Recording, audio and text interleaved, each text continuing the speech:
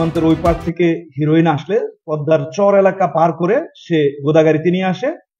এরপর সে অন্যান্য খুচরা ব্যবসায়ীর কাছে হস্তান্তর করে থাকে। গতকাল রাজশাহীর গোদাগাড়ি এলাকার পদ্মার পার থেকে 1 কেজি হিরোইন উদ্ধার করেছি। তো আমরা যাকে গ্রেফতার করেছি তাকে আমরা আগে থেকেই খুঁজছিলাম, বেশ আগে থেকে। সে একজন চিহ্নিত হিরোইন ব্যবসায়ী। ওখানে পদ্মার পারে সীমান্ত এলাকা যেহেতু অতি সন্নিকটে, সীমান্তের ওই পার থেকে হিরোইন আসলে পদ্মার চর এলাকা পার করে সে গোদাগাড়িতে নিয়ে আসে। এরপর সে অন্যান্য খুচরা ব্যবসায়ীর কাছে হস্তান্তর করে থাকে।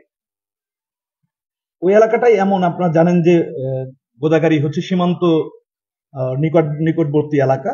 হিরোইনের পাচারের অন্যতম রুট হচ্ছে রাজশাহীর গোদাগাড়ি। এছাড়াও আছে রাজশাহীর পার্শ্ববর্তী চাঁপাইনবাবগঞ্জ এলাকা। এবং আপনারা জানেন যে এই মাসে আরো কয়েকবার আমরা চাঁপাইনবাবগঞ্জ এলাকা থেকেও হেরোইন উদ্ধার করছি।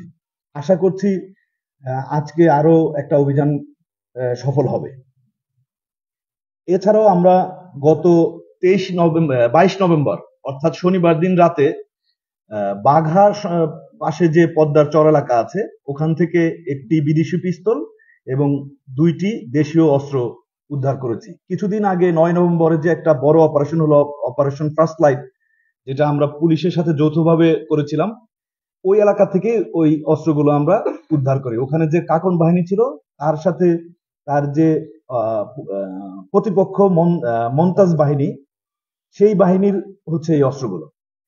তো বর্তমান সময়ে আমরা বেশ কিছু অস্ত্র উদ্ধার করেছি এবং মাদক উদ্ধারও বৃদ্ধি পেয়েছে। আমরা আশা করছি এর মাধ্যমে সার্বিক আইন শৃঙ্খলা পরিস্থিতি নিয়ন্ত্রণে রাখার জন্য ভূমিকা রাখবে। ধন্যবাদ সবাইকে।